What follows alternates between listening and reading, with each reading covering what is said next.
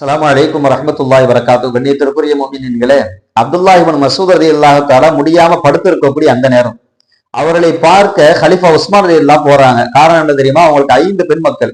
இவங்க வஃபாத் ஆயிட்டா அந்த பிள்ளையோட நிலைமை என்ன? சரி, அரசாங்கத்திலிருந்து ஏதாச்சும் உங்களுக்கு உதவி வேணுமான்னு சொல்லி கேட்கறதுக்காக போறாங்க. பல விதமான பேச்சுவார்த்தை நடக்குது.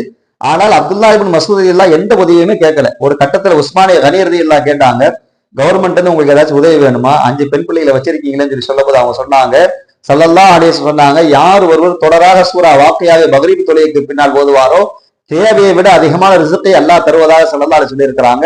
அதுல எனக்கு அதிகமான ஈமான் இருக்குது, அதனால என் பிள்ளைகளுக்கு நான் சூரா வாக்கியாவை சொல்லி கொடுத்திருக்கிறேன், அவங்க அதை ஓதுறாங்க, சிறப்பா இருப்பாங்கன்னாங்க.